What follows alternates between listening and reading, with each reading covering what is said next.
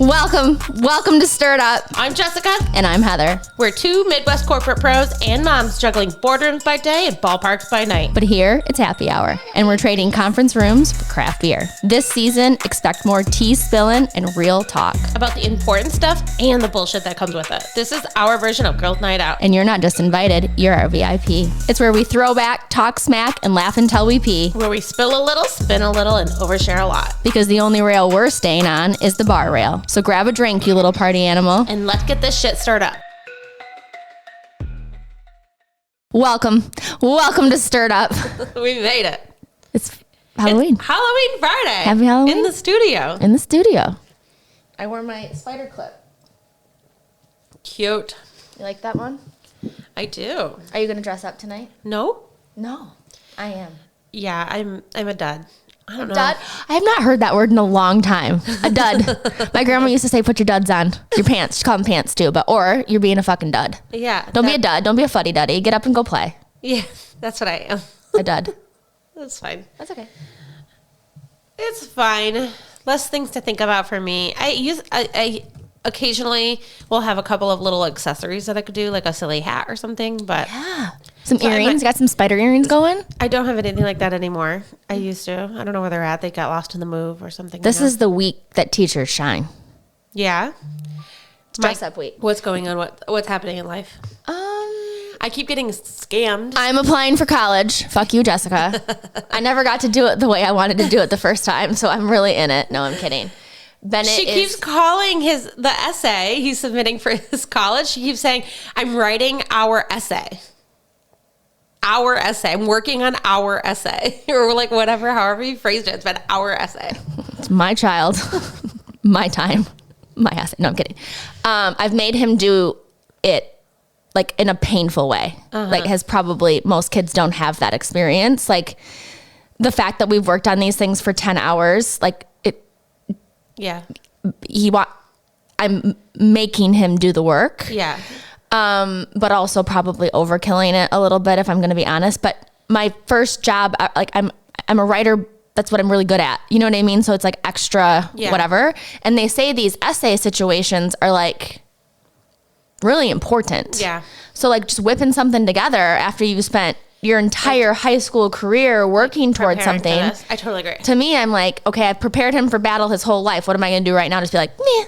Yeah. Go figure it out. Hope it works out. I have no doubt. Like, I totally am supportive of you know, holding his hand across the finish line. But she's just like talking about it like our essay. So I think, so as a writer, language matters. And I'm making fun of the language that you're using. Fair enough. Oh, yeah. I keep getting scammed. What do you mean? They're stealing your credit card and shit?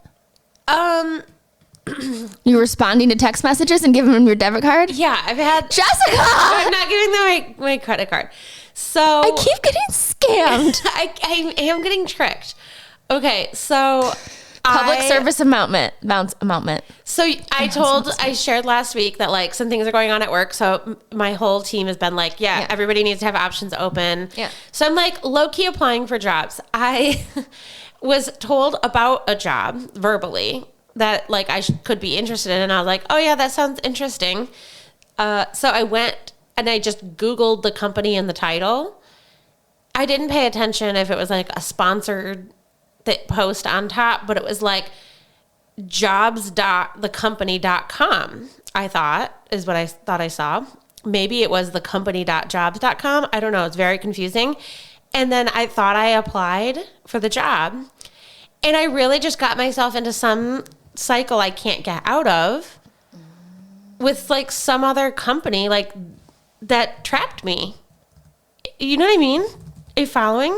So here I must have done something similar with either checking my credit score or putting something into Carfax or did something, and I'm not kidding you. And I have to go do it every 14 days. Oh my God. I am getting anywhere between, let me look here. I was just going to bitch about that to you. And I feel like I gave 20 spam calls a day. And I just went through last week while I was sitting here at this very show and blocked them. And they're all back. So it's like, what the Look at, I mean, it doesn't quit. It's they're all day long. And now they're getting 989 area codes. So it's like, fuck, is the kids, you know what I mean? Oh my God, this is so upsetting. Then this is so upsetting. So similar type Nobody fucking calls me except solicitors. Right. So similar type of story. I downloaded an app thinking it was like this tool that I wanted to experiment with. And once I got into it, it was like, you can have your first 14 days free, and then it's $10 or whatever, $25 a month after that. That's what it was. And I was like, oh yeah, I'll cancel within, that's no problem. I do that on the regular. Like, that doesn't bother me, and I know how to cancel. Well, the way that they charged me was not through the Apple App Store subscriptions where it's easy to unsubscribe. I ended up doing through Apple Pay, and I didn't realize it, I guess. Like, it didn't occur to me one way or the other. And then there's no way to get out of it. So, like, it's a complete shell company. Their front-facing thing is, like, really good. But then once you get into the weeds of it, you're like, oh, yeah, this isn't what I want. And then you can't cancel. Thankfully, I used my American Express card. So I called American Express and spoke to the fraud team. It was all solved within a couple of minutes. But by the time I have to, like, call them, like, it was 4 months of $25 charges. You know what I mean? Oh my God. Yeah. That happened to me with Cindy Crawford Meaningful Beauty one time. I was pregnant and I did one of those, or I had a baby, and you're up all night nursing and shit. I'm in my little recliner deal, and Meaningful Beauty, 1-800, order this subscription for Meaningful Beauty. Lady, I tried to cancel that shit for 2 years. Yeah. Relentlessly. Yeah. And it just kept showing up. I had to change my credit card information. Literally cancel my debit card. That's what I thought I was going to have to do, but I used my American Express, and they have like a really good fraud. Yeah, shout out to American Express. Yeah, they have a really good fraud setup. So I was like, if you can't just decline all future payments to this vendor, and I explained the situation, then I will get a new card and I will discontinue American Express. Like, I'll just go to a different vendor, because at this point, any old credit card is good enough. Because if you can't solve this problem, you're not solving any of my problems. Then you're not helping me. There's no value proposition here. Anyways, so I keep getting scammed. That's annoying. It's super annoying. It's really annoying when your phone rings and you run to it and you're like, it could be my kid, or it could be whatever, and it's fucking So Debbie. It's Debbie down at the depot. I'm gonna start making it. I know this is like a complex problem to solve for, but I might make it my issue, like a political issue, a voting issue for me. Oh dear God! Right, she's on the sea lampreys and the scamming. I think the scamming is a serious one though. It is a real problem. And they're going to get better with AI. They're going to get better. They're going to get better. And what I do see is it truly. I was just watching a special. It'd actually be an interesting episode to do. I shall write that one down. Will you write that one down? What is it? Scamming, and the amount of the amount of money, whether it be being scammed by fake boyfriends, like what do you call that? Catfished, and then you see a lot of women filtering money to fake men, and then old people. My grandfather, when I was still in high school, somebody scammed him. My cousin Eric, he doesn't care, got arrested in California as a kid. Mm-hmm. And got out of jail and had been done and had basically ran his car through SeaWorld like a deal. But he is out and all the things. Well, somebody looked at the criminal records, and a scammer called my grandparents and said, your grandson is in jail, and we need you to wire money to get him out. So my grandparents wired thousands of dollars to get him out. My mother just gave her debit card away at the coffee shop the other day. Like, this is a fucking problem. And if people like you are getting scammed, that's what I feel like. Who are the smartest, correct? Then everyone else is completely fucking screwed. So I can get behind that shit, and I would like to quantify the amount of dollars we can think people are getting scammed. So next week we're going to talk about spirits, because we're going to see. Very excited. Okay, so we'll do that, and then we'll do scams next. Spirits and scams. Come at us. That's right. Come at us. Oh, dearie dear. Okay. I really let someone have it yesterday, and I felt really good about it. Yeah, you said, I won't say the context. Okay, tell me about it. Do you want to talk about it? Yeah, I think I'll talk about it. I think I'm getting, ever seen that movie, How Stella Got Her Groove Back? No.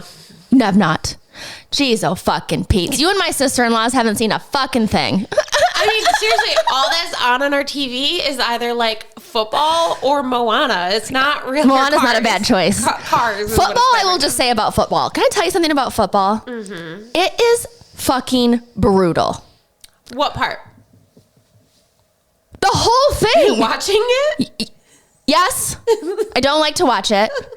I think it's brutal. I think these men in the NFL are absolute, almost fake humans. Their size and their strength is absolutely wild, first of all. Like, I've sat behind an NFL player on an airplane before. Their fucking shoulders are like wider than this table, okay? Right. And they are trying to kill each other like gladiators every Sunday. Can I give you a perspective? All I see is brain cells dwindling the entire time I watch a game. I know, I look at and I have a hockey player, so I'm also like, you know, you get it. And a soccer player.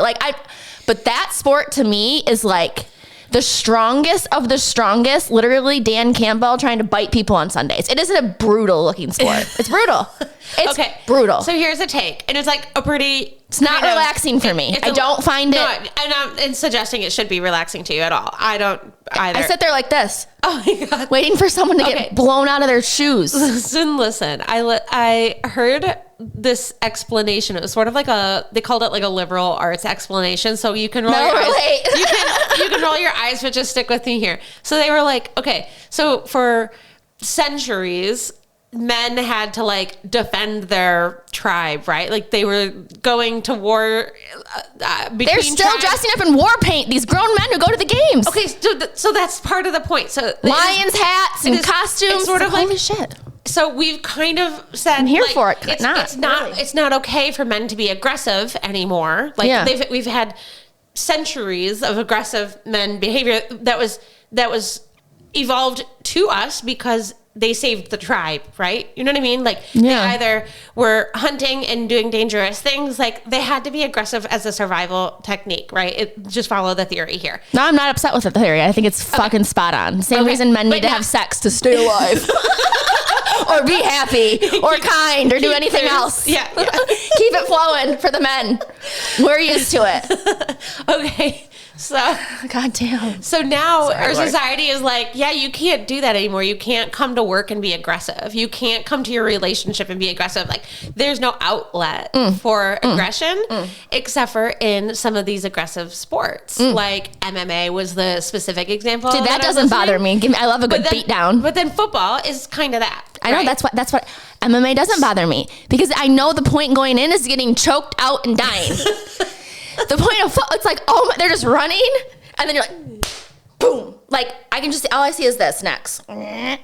Wrestling moves are like, anyway, I hear you and I see it. And if you actually look at the football setup, it's like an amphitheater, just like the gladiators. Right.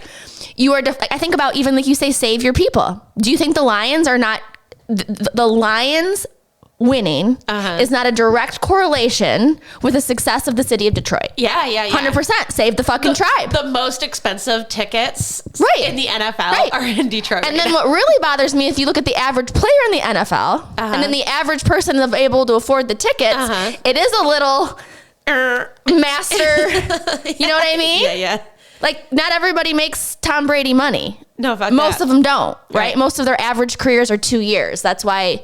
Like and even the people who so aggressive, like I think it was like Jillian. But I'm not making fun of it. You are a strong, gritty Edelman? mofo if you're playing football. I think it was Julian Edelman, not for the weak, or Jason Kelsey. I can't remember which like old football player podcast it was, but they were like talking. They were talking about the Lions, and he was saying that Dan Campbell. It was just a clip. I wasn't like listening to him, but I stop at any sort of like.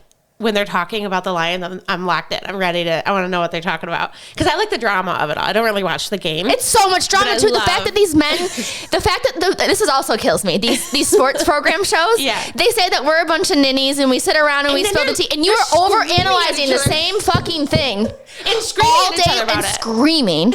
In your fucking suits that barely fit around your huge ass shoulders. You can't even get a custom tailor to put your huge man body. I think they do get a custom tailor. Some of their buttons still look like they're going to pop. Do better, people. And analyze another human being for hours. Yeah, totally. And you want to tell me as all day long. All day long. Just repeats that shit like Fox fucking News. 7 days a week. all day long. That's what I'm saying. Anyways, they think the Lions, they say like the hype was like Dan Campbell. He wanted to bite ankles and beat people with him. And it's like he recruits football players. So you're going to have Jared Goff also like doing things that a quarterback doesn't do. You're going to have a running back when the ball is over here. The running back is now shifting into a blocking position, doing things that like running backs, pussy ass running backs at other teams who want to protect their health. You know what I mean? Like the Lions are one of the few teams that have like multifunctional football players. Yeah, see, we're the toughest and the strongest. Our gladiators will beat your gladiators. Even Jessica's over here like, yeah. And we only hire the ones who can play all the spots. Show out Detroit. Yep. Listen, I'm here for it. It's not a pleasant experience for me to watch. You're not wrong. I get like, it's the same thing when I see, I don't know, and they're big and strong. And then you think to the running back, you're not really that big of a pussy when you're let's say you're 220, let's say you're a big man, let's say you're 190 to 220, you're like bigger than 6'3", 220 in real life running back. Oh no, I think that ain't nothing when the 7 foot 300 man is trying to kill you while you have the ball. I think they're all over 200 pounds. Oh, I don't know. And I think some of the wide receivers are little. I think they're little and wiry. Think about, I do. Like, give me an example. Do you know? If you're a wide receiver, you want to be long and you need to be really athletic because you almost need to be able to jump and grab the ball. I understand that, but I still think they're 200 pounds. Let's ask. Not your fucking person because they don't know shit, but I'll ask this one. How large is the average how much do they weigh? Receiver in the NFL? Height and weight. I'm telling you, I think they're one of the smaller ones. I don't know much about the game at my... I'm sure they're one of the smaller ones. Yeah, they are 6 feet and around 200 pounds. Yeah, I said at least 200 pounds. I think like 220, 240. You got to be able to run too. You got to, got to go fast. Got to go fast because you have a big man trying to catch you. Lots of them. All at the same time. All at the same time. Like, seriously. You got to have some speed. Like, I would just think about you running for your life, literally. Yeah, I think that's why they like it. They got to fuel that. And they're like, biological. Yeah, did you hear Travis Kelce's mic on when he was like running out of the thing? Yeah. They turned the mic on and all he's just doing is going, Sweet, dude. Sounds like so dumb. Well, he's not.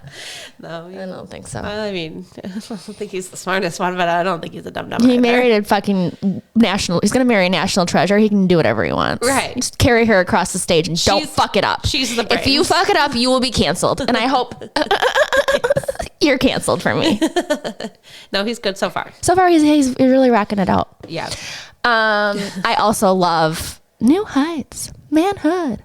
I ain't gotta knock on wood.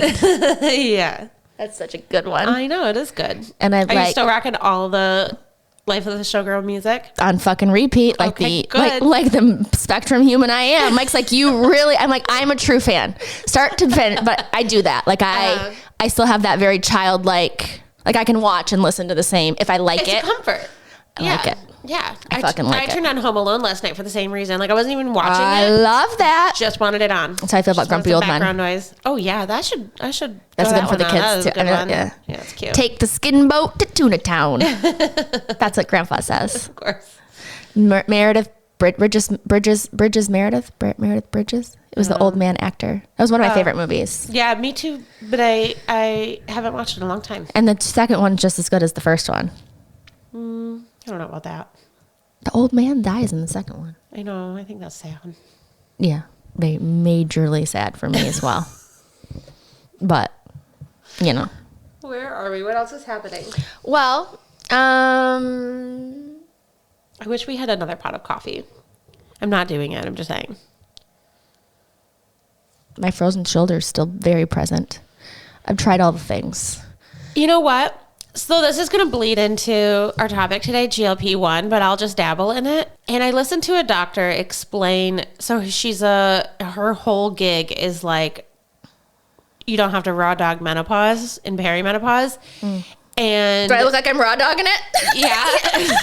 And I sent you her profile on Instagram. That, yeah. And I'll send you the podcast if you're interested in it too. But she said that she is using GLP-1 and microdosing GLP-1 because it reduces inflammation in people that are going through menopause so our bodies make GLP-1 already. Like that's what our bodies make that. And we're just introducing more of it. And it's made in the gut and in the brain. And they have different jobs. But it has kind of really profound effects in ways that we don't know why. And when she says microdosing, she's not saying she's introducing the lowest recommended dose. She's truly saying like a very tiny dose, because women who might have like all the other things they're doing right, everybody is different, and inflammation needs to be treated differently. And I wonder if that's an inflammation signal. I'm telling you, because it even like right now today, like I'm feeling how I'm sweating, like how clammy I am. Yeah. Like something, like I think I'm actually maybe even ovulating still, but I don't have a uterus. Right. Do you know what I mean? I can feel it. I do feel like all weird things happen at once. So my eyes will twitch. I will sweat and be clammy. Mm-hmm. My frozen shoulder will come out of fucking nowhere. And then the arthritis that I do have, like, will flare up at the same time. Mm-hmm. And so I think, to your point, even like my, you know, like. Yeah. And right now I'm so fucking sweaty. She treats it with, she has some other, a little bit of a concoction, right? It's not just GLP-1, but she's experimenting with it with some of her patients who are willing to experiment with it. She says a microdose, so a much, much smaller dose than even the smallest recommended. And she says she does them in 90-day cycles or shortened cycles, because you don't want your body to get accustomed to it, because then your body won't make the ingredients that it needs to, or something like that. I don't know. I'm not a doctor, but she would just do it for like a short period of time, particularly if there's symptoms you're just trying to work through. So I don't know. That's obviously very experimental, and it would be difficult maybe to find a doctor around here, I imagine, that would like experiment with that, but it'd be interesting to do the research on that particular piece. So she has a podcast herself. It was a great episode. I watched that one then. Yeah, I sent the profile to you, but I really do think like it might be an inflammation signal. For sure. Because I think you're treating, not you, but like I think even your doctors, like the way that they're treating it is like physical therapy, and it's the symptoms that they're treating, not the root cause, right? That's what it feels like. 100%. Because there's some days I go and this bitch doesn't hurt me at all. And then some days I want to cut it off my body. Right. Some days it wakes me up in the middle of the night. Right. Because it's just like, but I must be starting some sort of ovulation or something weird. Some because cycle. Yeah, of some sort. Because I'm sweating and twitching. Yeah. And that is a consistent thing that will happen for 3 to 6 days, pretty much consistently once a month. Eye twitching, sweating. Well, then it could even be like, because your uterus is gone, you still have ovaries. I do.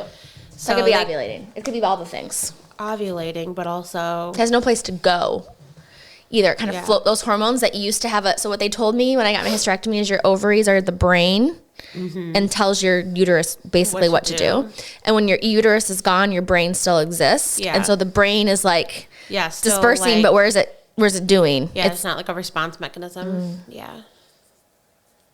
Yeah. You know? But I do think that it is and then the heart palpitations come with that. Heart skip beats and all that. And that all comes with. Yeah, I think you need to listen to check this doctor out. I absolutely will. I think it's interesting. I absolutely will. I hope it gets better for you. Probably won't, but that's okay. I'm 3 years in, 4 years in. Maybe I'll be done in a couple of years. They say that by the time I'm 50, I'll feel good. Oh my God. 10 more years. It's just. And I don't have any appetite, truly. Right. So that's not helpful either. And I used to when I had a period. I think that would be like I could not eat for or just sustain my habits for 3 weeks, and then 10 days, like, you know what I mean? Like a bear. Yeah. I don't have that bear phase anymore. You know what I mean? I do that every couple of hours.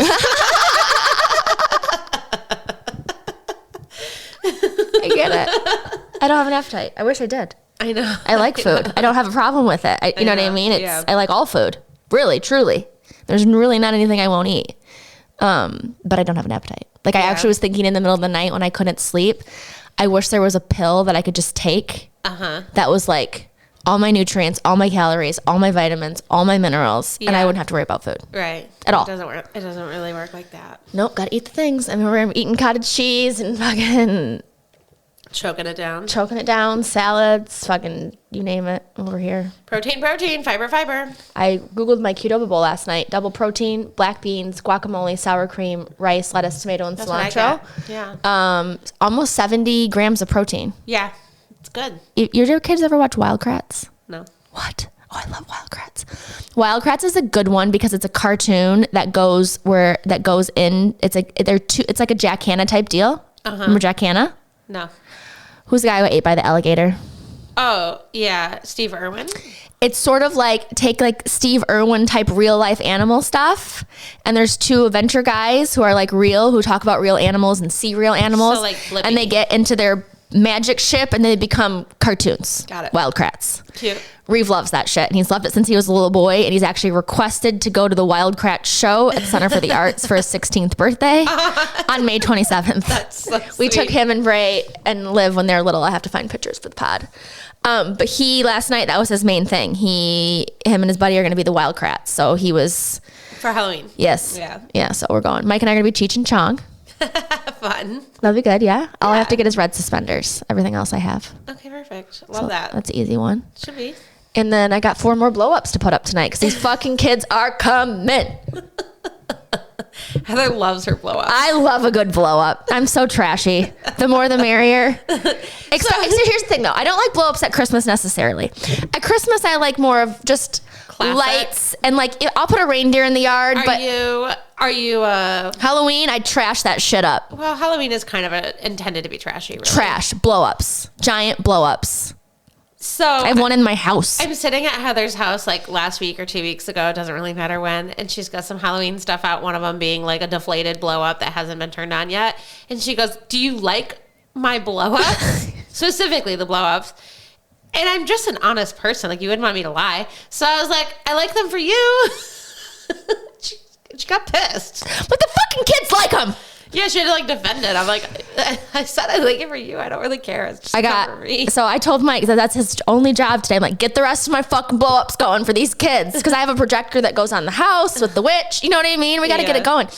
These kids love it. I love it. I love it. And now we've got the whole neighborhood. Yeah. You know, there's houses that had done it before we moved in, but now we've got younger families coming in. Yeah. I mean, every third house in my neighborhood looks like a movie. Yeah. It's super fun for the kids. And I like that. I grew up in the woods. Yeah. We never had a Christmas light. Right. I never got to like, it didn't matter. Yeah. Like, and not only did I grow up in the woods, there you go. One of these fuckers trying to scam me. Yeah. Potential spam. 100% all day long. Yeah. All day long. My kids actually don't normally call me unless they need something, as you can see. I could be dying. And they'd be like, "Hey, Mom. I need something. Can I get?" Yeah. Well, I did some real shitty parenting on Saturday. Okay, tell me. Last Sunday. Well, I don't know if it was shitty. It was just a little immature of me, but I'd fucking had enough. Uh-huh. So Reeve Michael likes to argue with me about pretty much anything. If I say it's black, Reeve wants to be white. If I tell him to get the big shin guards, he wants the small ones. It's just generally... Like he's always sort of intuitively battling. Fighting you. Yeah. Yes. Yeah. He's always. Just, rolling with it. He just rolls. He just does Reeve. Okay, so what did you do on Sunday? Pissed me the fuck off, dude. So... he has to have new gear for hockey because he grew literally 8 inches in 1 year. Yeah. In 1 year. Yeah, he's and his now. clothes look like it's hysterical. But he is used to things fitting him small. Oh. He's still playing varsity hockey, and this shit is really expensive. Like, we're talking $210 for shin guards. A grand. We spent $1,000. Yeah. Okay. And we didn't get skates. Yes, we did. Did we get skates? I don't know. I spent $3,000 last week and only wrote 4 checks. Senior pictures, literally, fucking broke. I'm like, is my debit card gonna work? This thing gonna go? Literally, senior pictures, Pirani's, and we did get a DJ for his open house. But I am not gonna ask people to come to. I told that to my mother-in-law. I said, "This is Memorial Day weekend. Yeah. This is Sunday. We're gonna make it a real party. If people are coming to my house, you're gonna want to come. We're having fucking DJs and food and bubbles for the kids. Like this is gonna be a day. Like this is gonna be This is a white party, not really, but sort of. Also, like do you think we have 50 people for a 1-year-old birthday party? You know what I mean? You think for a graduation party, we're not going to fucking light the neighborhood up? Right. We're going to light the neighborhood up. We're going to do it. Okay. So broke. So we take Revi to Pirani's and completely broke. I can't eat. And I feel it deeply. Like the cost of wine went up like $4. I'm like low-key crying. I'm going to Aldi today. I'm not drinking the fancy Eastman Party Store wine. No, I'm drinking the Italian white for $4.50. My Boda box at Meijer. I'm like trying to get box wine. It used to be $18.99 and it was like Costco. Tell me I need to get you from Costco. It's cheaper. It is cheaper. I just cannot get there at the hours that they're open. They don't even open. Maddie loves Costco. Send the Maddie. Send the Maddie. Okay, so Revi's already pissed because I want to take the dog into the store. Okay. Don't give a fuck. It's my fucking dog, and I'm about to spend a lot of money in here. And he's just, can you leave him in the car? Because he wants to fight me. Absolutely not going to fight me on the dog. Yeah. So no. So I bring him in, so he has an attitude. Wait, you brought him in because he wanted to bring the dog or he wanted to leave the dog in the car? The dog was coming in the car no matter what Reeve wanted. Oh. But he didn't want him to come in the store. Okay. And kind of gave me attitude about it. I'm like, this is my Sunday. I'm driving you over here. Yeah. Like, okay. I missed your sister's soccer. Yeah. Because you need shit the day before your shit. Yeah. I don't care if you don't like anything about this day. Shut the fuck up and get in the car and let's go. Check the box. Let's get this thing done. Let's go. And you want to be a little whiny bitch about the dog? Okay, fine. That I can get over. So the dog went in, whatever. First thing we do, okay, can I pet your dog? You know, everyone loves the dog in Pirani's. Yeah. I really enjoyed that too. Yeah. Didn't say anything. And he's like walking around the store like an asshole. Like, you know, when your husband walks in front of you or you walk in front of your husband, you're just like, that's Reeve. And 3 or 4 people, younger kids, they're his age, a little older in the store. Actually, one of his buddies works in the store. Had asked him a couple times if he needed help. And he like isn't giving eye contact, isn't really being respectful. Yeah. And then proceeds, because he's annoyed and wants to let everybody, you know. Yeah. And he keeps trying to buy equipment that says 5 foot to 5'6", and the motherfucker's 5'7". Yeah. But he likes the way the small stuff fits. And I'm like, bro, I am not spending $700 on stuff that you're going to grow out of tomorrow. And you're already, basically it's already too small for tryouts. Yeah. Like if you are bending your leg, your knees, your brother is 4 inches taller than you and your knees are the same height as your brother's. Okay. Yeah. So when you bend your leg and I'm buying something, so I'm fighting him a little bit. Like, hey buddy, can you just, and I'm being real patient. Hey buddy, can you try on the bigger ones? You know, I'm giving all my best fucking soft skills. I know we're battling about the dog. And so another not older, but like the store manager or whatever came over and said, hey, do you guys need any help? And he's looking at me and I'm looking at him and Reeves turned around and Reeves muttering underneath his breath. And I said, hey, can you just Reeve, can you put one of each of these? I'm like, hey, sir, he's explaining to me that this is a personal preference and like these fit him fine. But what I'm coming from is he's growing. Uh-huh. And, you know, I would like to understand how should this fit him? Yeah. Dum-dum over here wants it to fit however he wants. How should it fit him? And he goes to ask Reeve. A third party is good to bring in situations like this. Correct. And it's not like I marched across the store and said, can you come over here and help me and my son? He came and walked up to us. So Reeves got his back to him and he goes, hey, bud, what size did you wear before? And Reeve kind of muttered and didn't turn around and give him respect. And I go, fuck it, get your shit, let's go. And the whole store, just like that, right in front of the guy. I go, get your fucking shit and get in the fucking car. Let's go. You're not getting shit. Dad can bring you back. Fuck you and your attitude. Let's go. Like that, like I just, I'm like, oh, I thought I grew as a person. Maybe not. No, I flipped the switch on my kids on. Fuck you. Get smaller. In the fucking car, you absolute asshole. I love you, but like, I am not. And then guess what that motherfucker did? What did you do? Straighten up. Oh, we did? You want to wear your toddler shit to tryouts? Go for it. Shut up and get some gear. Right. Gosh, damn it. Baby about I made a fucking baby. Yeah. And then I did let him buy 2 sets of knee. I got my way on the gloves. I got my way on the chest protector. I got my way on, and then I let him buy. It's not even your way. It is the right decision. He bought equipment sized for him. He bought appropriately sized equipment. It says on the thing, 5 foot to 5'6". You're 1 inch taller than that. And you're growing as we're standing here. Yeah. You're wasting my money. This is not a negotiable. This is not a negotiable situation in your life. Totally aligned. So get nothing or get what I fucking say. And if you're going to not do good at the tryout because your pads are a little higher up on your knees, and sounds like you need to toughen up. From a parenting perspective, I am also very aligned on being like, hey, here's like a gentle warning. Read the room here. Like, here's what I'm trying to tell you. And then if you still are going to ignore me after 2 polite nudges, then like, I'm losing my shit. Game on, Fuck this. motherfucker. I'm turning the TV off. You're going to bed. Yeah. You got to figure it out. From a parenting perspective, so I listened to this. Cardi B's doing a lot of media. Oh, yeah. Did you send it to me, I think? Or Jay Shetty. She was on Jay Shetty. With like the blue hair? Yeah. Yeah. And she's like, is I'm the drama? Is it fine me? Is it mama? I give you everything you want. You're going to fucking do what I say. She's like, freak out. And she still has like pretty young kids. So it did make me think she's like, they've got their things they got to do. I need them to be better than what I ever was. Like she has high standards for them was basically like the moral of that story. Mm-hmm. And I do think that they're still pretty young, and she's got, all these standards. She's like, I don't care if you're tired. Like, you got to do it. Like, she's really hustling them.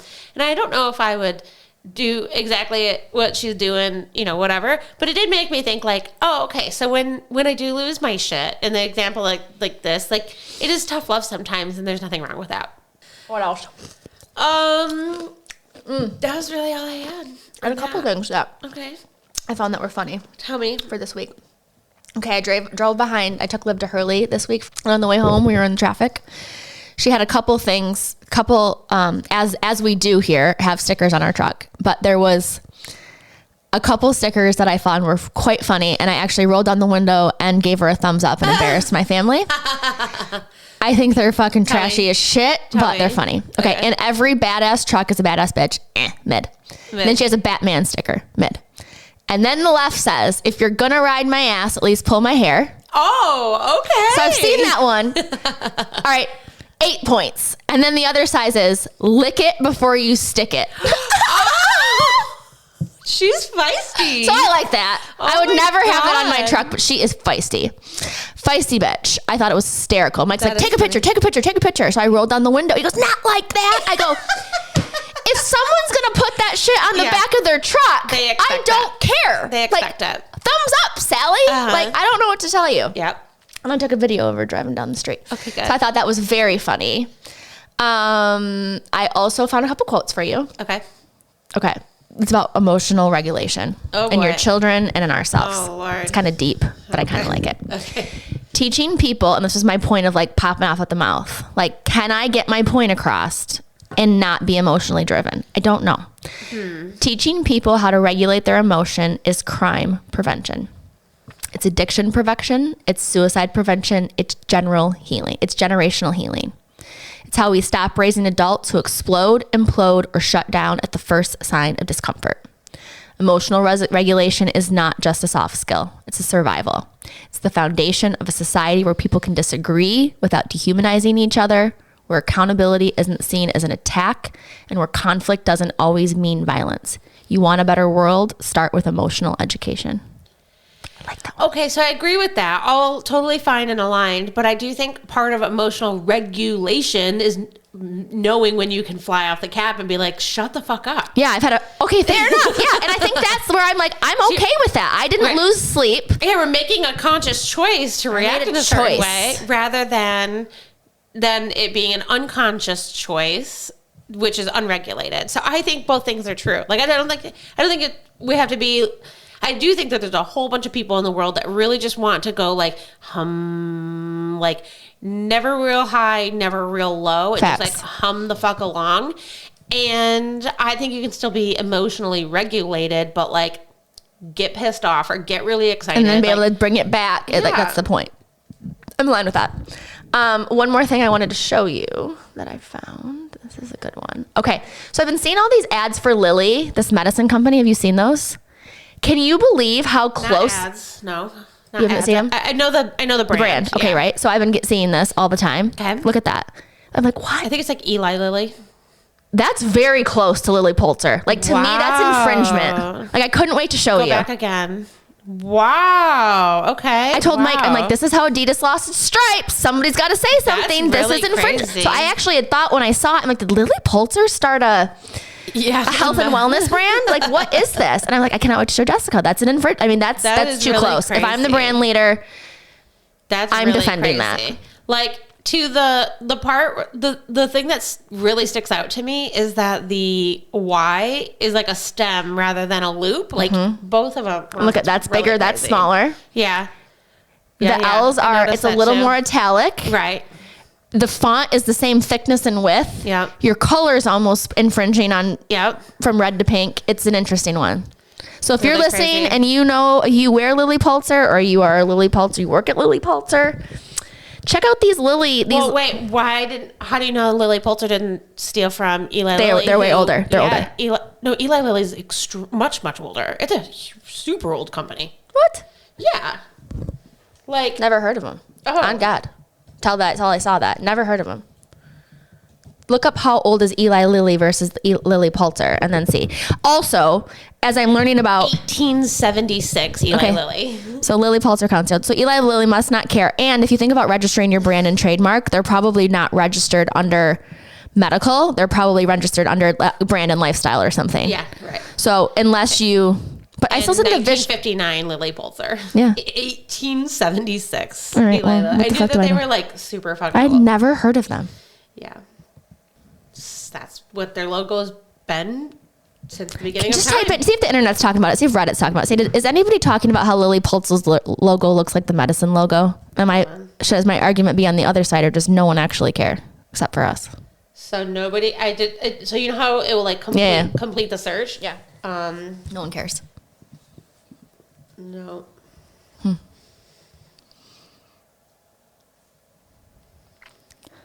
No. Lily, the word mark of Lily and Lily Pulitzer is inspired by the founder's handwriting and associated with resort style fashion. And nobody has... It's where you put flowers all over your entire body. Literally. They even have matching underwear flowers. Yeah, it's like nothing has... And matching visors with your matching dress. It's what the girls wear on the course into the club. In fact, Lily Pulitzer did just go through a rebrand a year ago. Apparently. I love that. It'd be fun to do like some of those uppity brands. I would never wear Lily Pulitzer. No, me neither.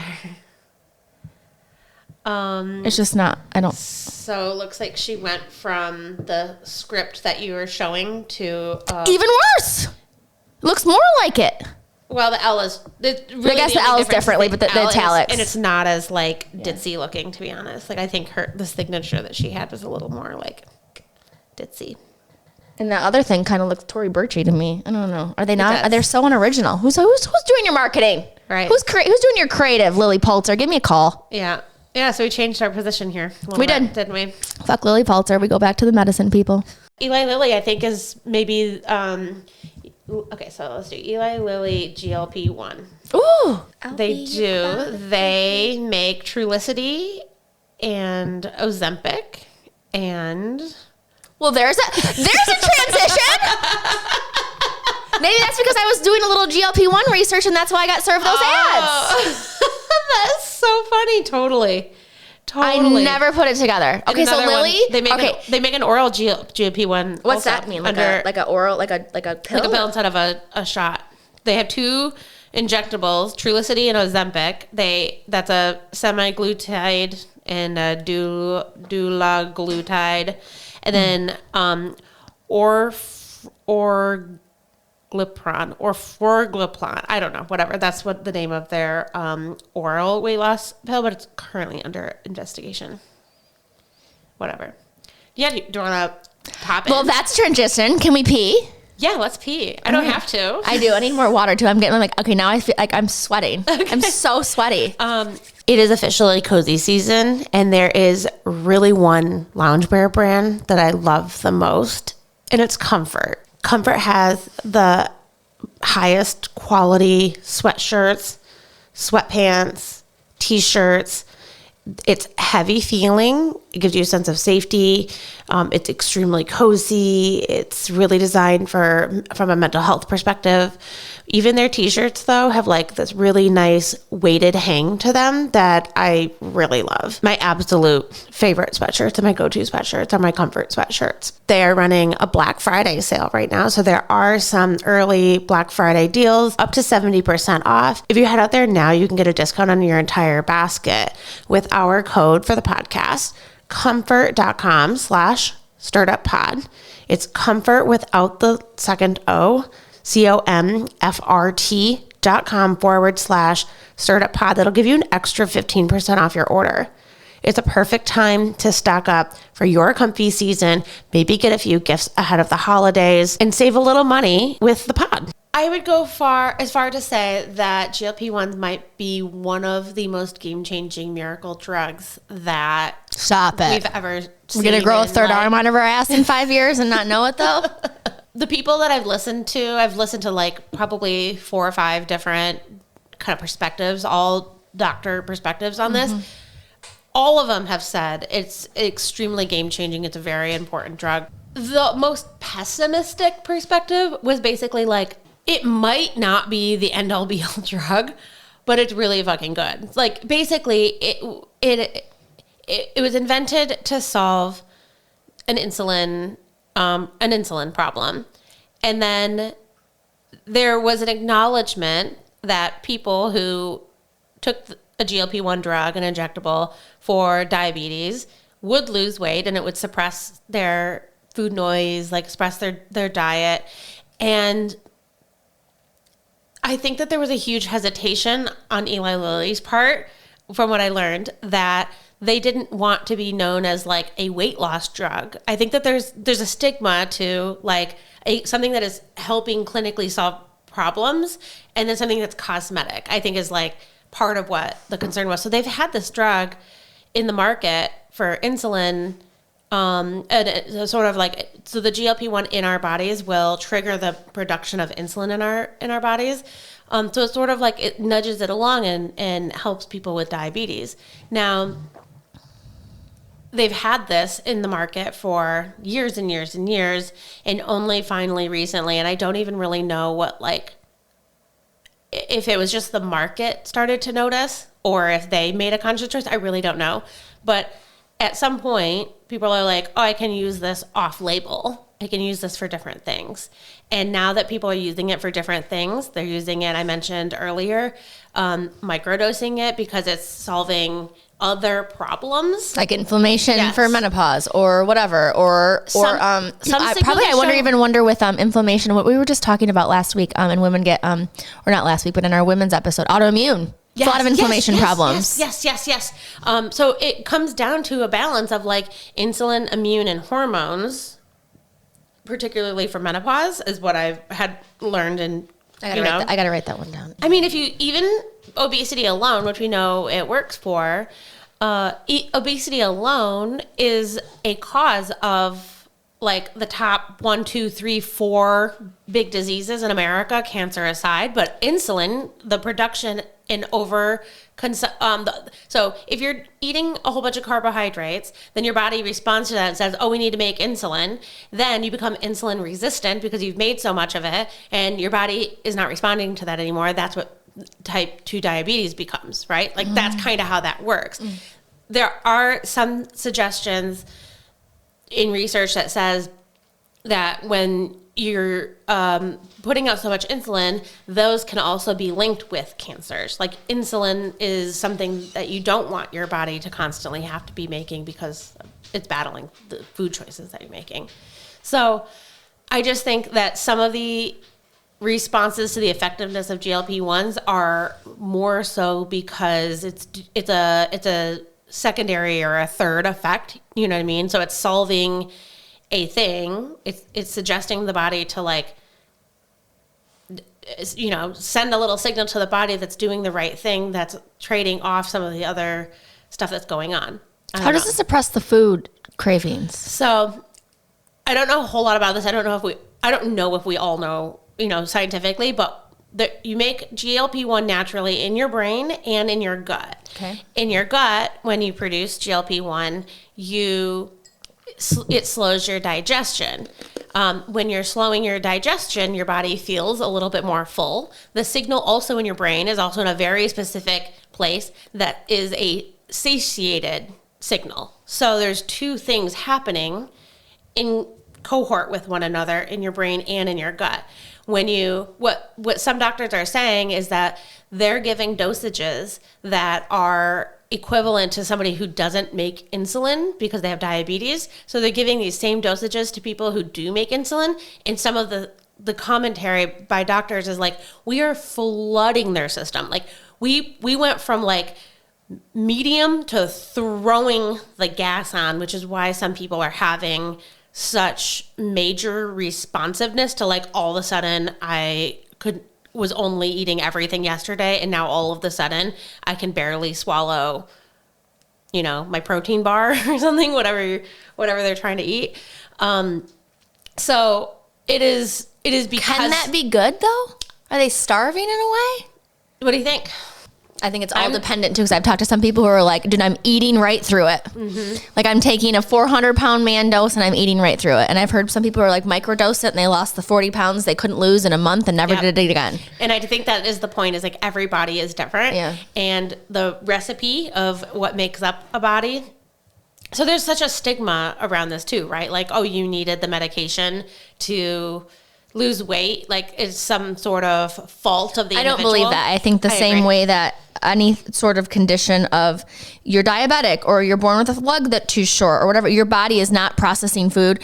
Okay, some people are probably just eating 400,000 calories a day. Okay, the math doesn't math. But some people work very, very, very hard, eat nothing, and have just a completely different body composition. 100,000%. And someone who is eating 4,000 calories a day might be doing it because their body is being sent the signals that your body is not sent. Like your body is literally not sending signals to your brain to say, I need to eat. And I'm positive my body is sending the signals to my brain saying, if you don't, you're going to die. And I start to get like shaky and I'm like ready to pass out if I don't eat a meal, like flat out. So all of these bodies they're sending different signals for different reasons. My body will get like that, but like at the end of the day. Oh my when Lord. I can, you know what I mean? Yeah. Like right now I don't know if I'm hungry, but I'm a little shaky. You know what I mean? Like when we took our break, I was like, I should make up breakfast. Yeah. I need to eat. I'll be fine, but I have my cheese stick. And you decided no GLP-1 even when they were going to give you one or no? My doctor never brought it up. What is most important to me, and I think that this is... Are your numbers. Well, yeah, my numbers, but most people who go on a... Meaning not your weight numbers, but your health numbers. But most people who go on a GLP-1, that's the drug helps them achieve those. So it's a method to achieving that. And I think that's something important that everybody who's considering it or on it should take into consideration. I like this other one. Because I was crying and laughing. Yeah. I didn't cry sad today. That's good. What was most important to me is that I know myself and my behaviors, and I've worked very hard for years to try to have, conscious choices about nutrition. And if I just took a drug without behavioral change or like... You wouldn't be able to handle it. Nothing would change once I got off the drug. Right. Like I 100% know that. Yep. So I'm not opposed to taking it. And I think anybody who's considering it should have that conversation with their doctor 100%. But it's also, my insurance doesn't cover it. And a lot of insurances don't. So when people are getting it for little money. They're like medical spas, aren't they?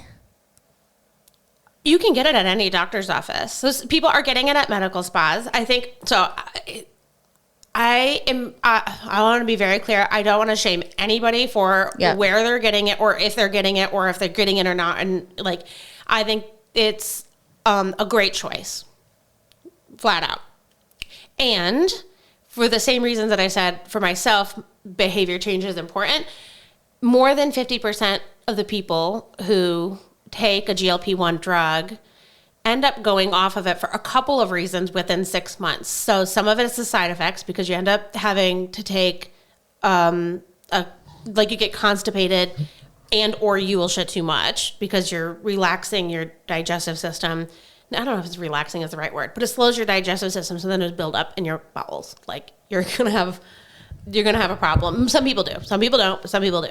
So that's a side effect that can be just a little bit uncomfortable. Affordability perspective. So most of the people if you have diabetes, it is covered by most insurances.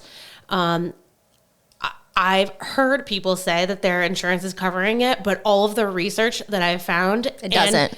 I will tell you, you're going to have to bleep, but what I'll tell you for your research is someone that's very, very, very close to me. Mm-hmm.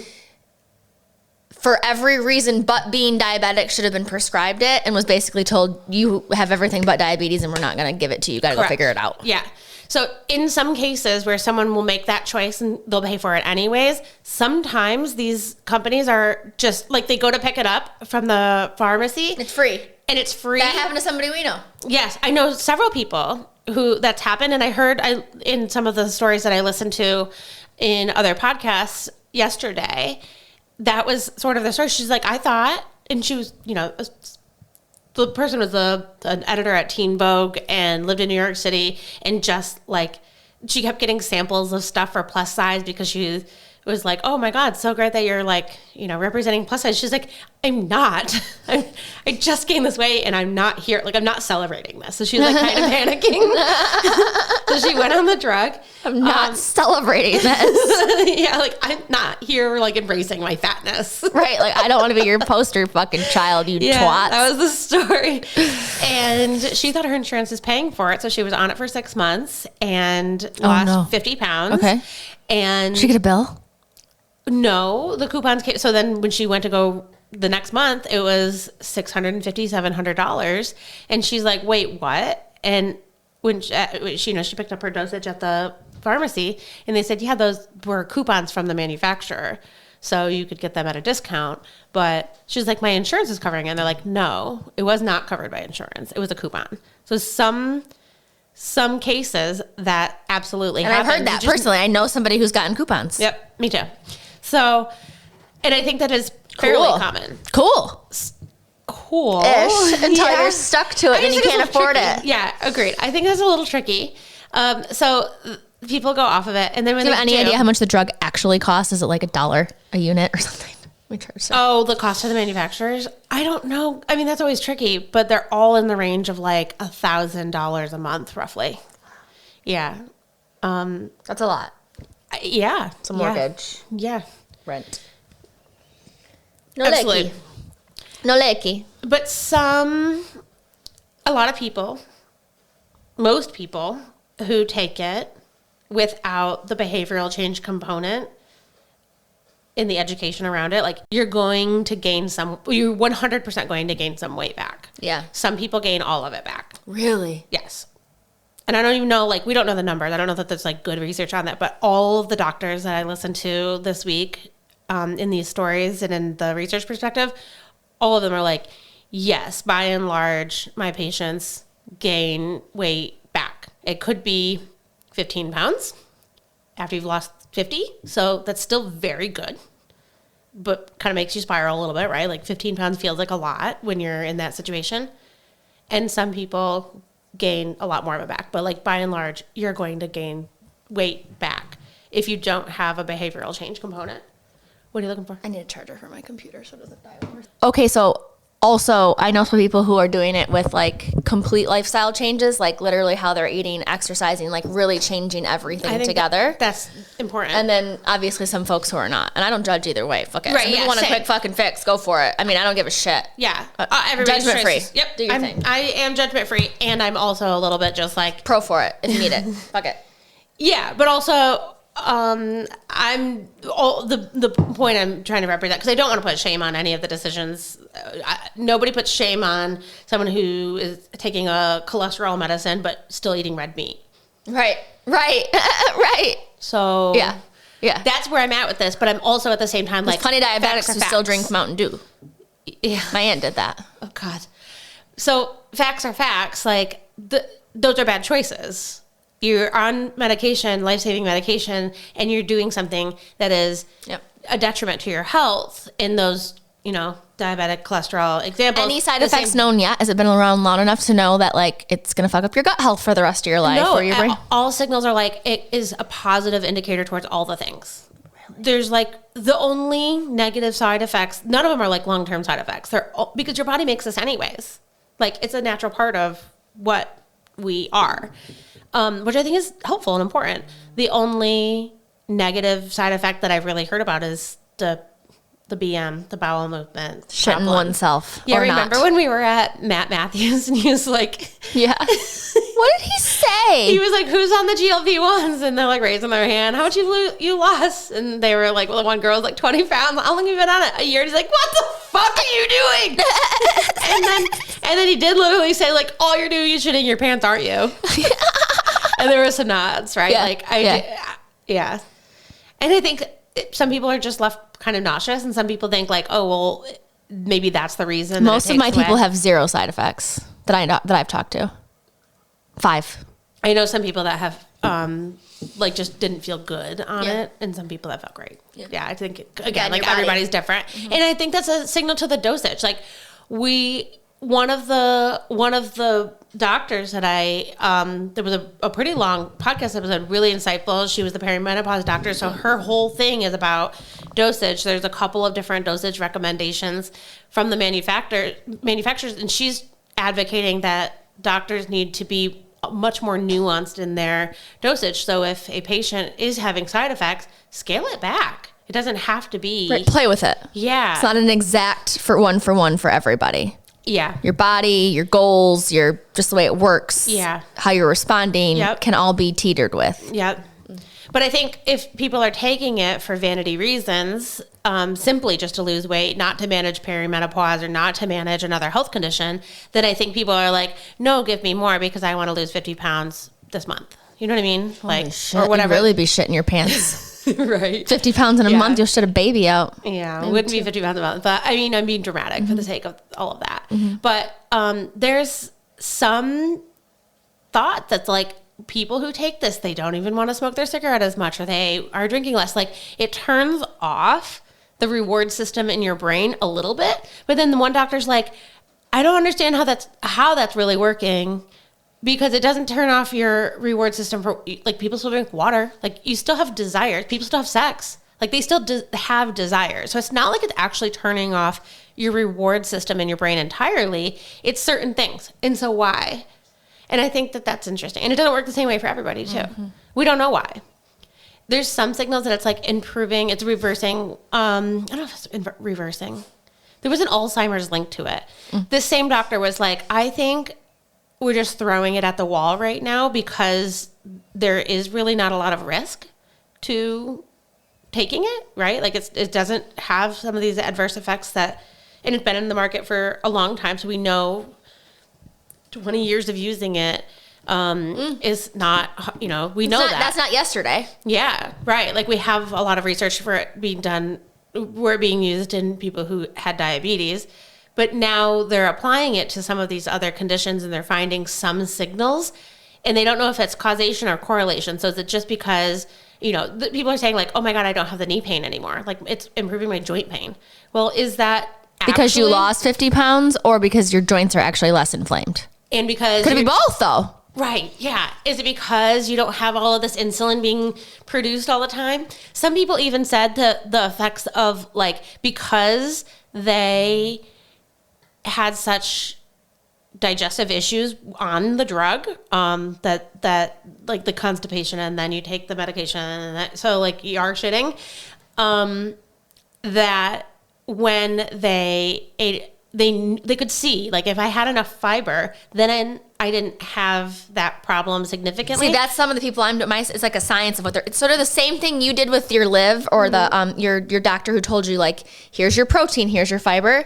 Some of the people I know they're very much following that science of like protein, fiber, balance. And that's important, but it takes either someone telling you that or accidental personal discovery. Yeah. You know what I mean? Yeah. I just really don't think that it's not happening. I would bet. So there's something like 6% of Americans are on a GLP-1 right now. 12% have taken a GLP-1 for weight loss. It's expected to be by 2030, 9% of the American population on a GLP-1. And I'm just going to say it, like maybe this is just me. I think most of those people aren't going to have discovered fiber and protein, maybe protein because it's having a big online moment, but like, I just think they're going to take the drug. Then they're going to gain some of the weight back, or they're not going to have the same effects. Like, I do think we're missing, and all of the doctors said this, like we're missing the overall health and wellness that comes with this. Yeah, we're missing the behavioral link about nutrition at the same time. It's extremely important, and I would advocate for every single one of the people who are considering it or trying it. I would say, like, yes. And for me, call Dr. Elliott. Yeah.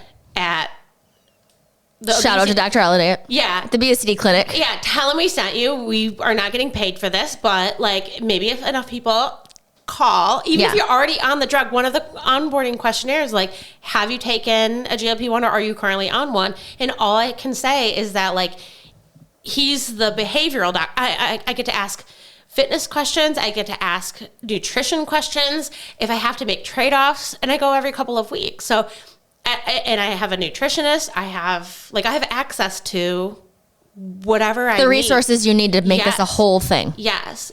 And I'm at the moment choosing, and I don't think I will, I'm at the moment choosing not to take a GLP-1 for myself personally because the behavior part of it is more important to me, and I don't really care about accelerating the weight loss. That's not necessarily it for me. Yep. But it's on the table. Sure. If you can pay for it. Yeah. And sometimes you might get. So we're fucking clinking to this shit no matter what. And we're hoping we'll get a coupon. Yeah. And the big emphasis I would put is that I just really think that you should be doing it with a doctor and make sure that the doctor gives you the holistic, like, health. I don't know. Some people just can't afford that though, and they're just hoping to get some shit on their diabetes medicine. No, my doctor's visits are free. Like, I will not accept that whatsoever. Like, show up, have the conversation, and figure out. It's free to go to your doctor? Yes, I'm not paying him like hundreds of dollars. I have like a small copay that I would to go to any doctor. Because you have insurance? Yeah. What if you don't have insurance? Well, like you're diabetic and you don't have insurance and stuff. Then you can't afford a GLP-1. They're not going to give you one. They're not going to if you're on Medicaid, you can't get a GLP-1. If you have diabetes, but like then we're talking a whole nother level. Like I'm really not talking about that. Like I'm not talking about GLP-1 as a choice, as a choice of diabetes. I'm talking about GLP-1 on anything other than what it was marketed for, honestly.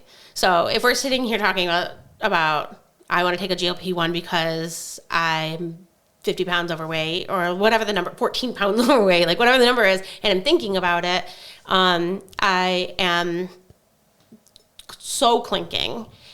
And I will advocate to anybody I'd ever talk to about it, and like anybody listening, go with the holistic, because you don't want to waste your money and gain all the weight back. You don't want to have your body be unhealthy. Any sort of weight loss, you're going to lose muscle. It's not just we didn't even touch on like GLP-1 face, Ozempic face. Well, that's what I'm saying. The protein, that piece of it is making sure you're getting all that protein. So as you're losing weight, you're also not losing all of the good weight, like muscle. Yes, muscle. If you lose, what do you mean the face? Oh, so some people lose weight so fast that your elasticity in your skin can't shrink at the pace that the weight loss is taking place. So that people get these like saggy, sunken in eyes and like. Will it come back? Will you get? I don't know. I haven't noticed. This is just like really a anecdotal observation and like kind of a cultural thing. But we know how important muscle mass is to actually improving bone density as we age. I just think like having a holistic health point of view on it is more important than like I really quickly need to go lose a little bit of weight.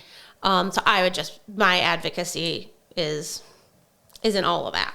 Okay. Call Dr. Elliott is what I would call. Plug in my computer before this fucker dies. Anyways. So I will clink. I think again, I have some people nobody in my family, that I've talked about it with is having terrible side effects. Mm-hmm.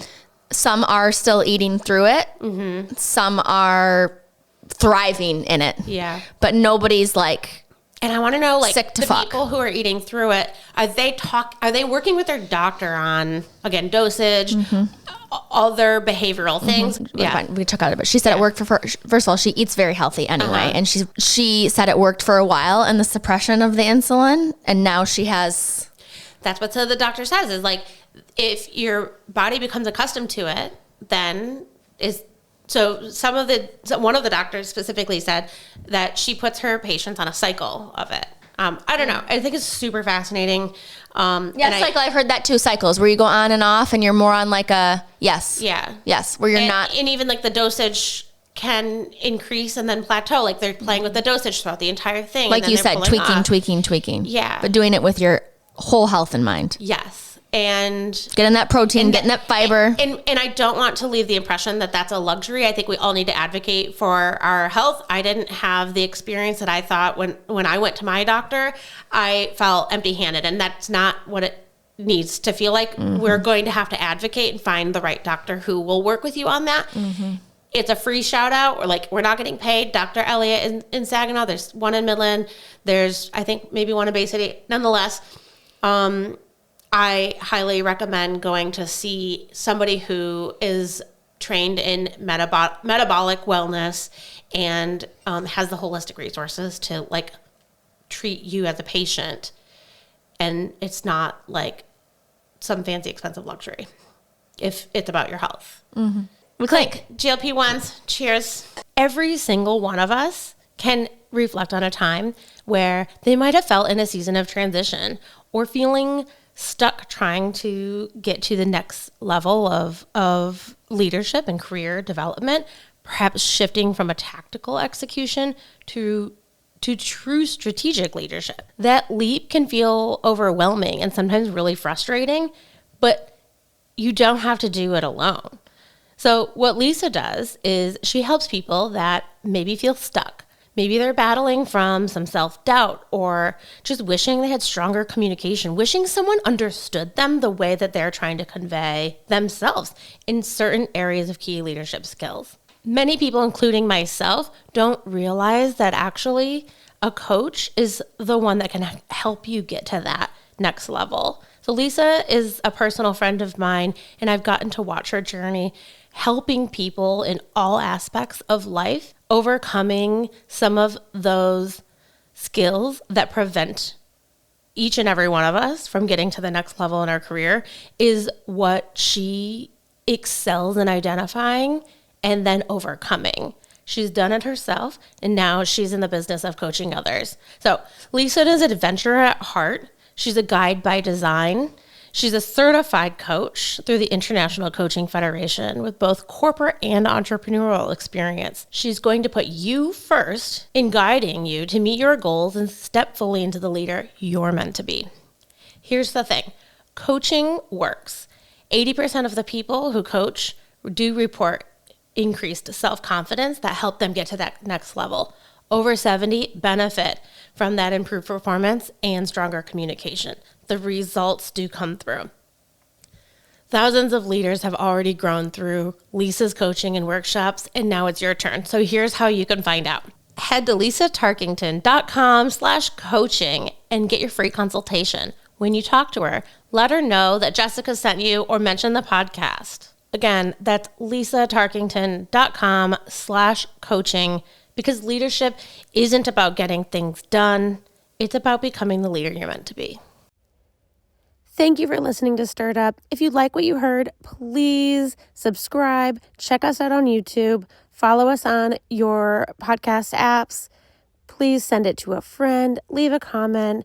Add a rating. Every little bit helps. We look forward to seeing you next week.